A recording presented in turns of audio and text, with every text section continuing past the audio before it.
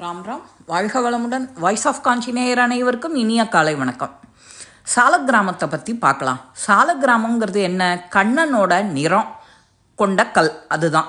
இது இந்துக்களால் திருமாலோட அருவத் தோற்றமாக கண்ணனை வழிபடுற ஒரு சிறப்பு கல்.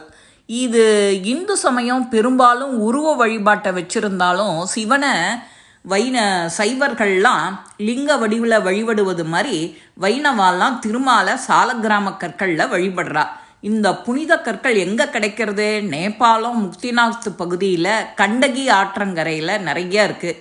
இந்த கல்லில் இயற்கையாகவே திருமாலோட சங்கு, சக்கரம், கதை, தாமரை இந்த மாதிரி உருவங்கள்லாம் இருக்குது. இதை நெடுங்காலமாக அந்த கோவில்கள்லேயும் மடங்கள்லேயும் வீடுகள்லேயும் வழிபட்டு இதை பூஜை பண்ணுறா. இந்த சாலக்கிராமங்களை வச்சுட்டு வீட்டில் தினமும் அபிஷேக வழிபாடு அந்த பழங்கால தொட்டு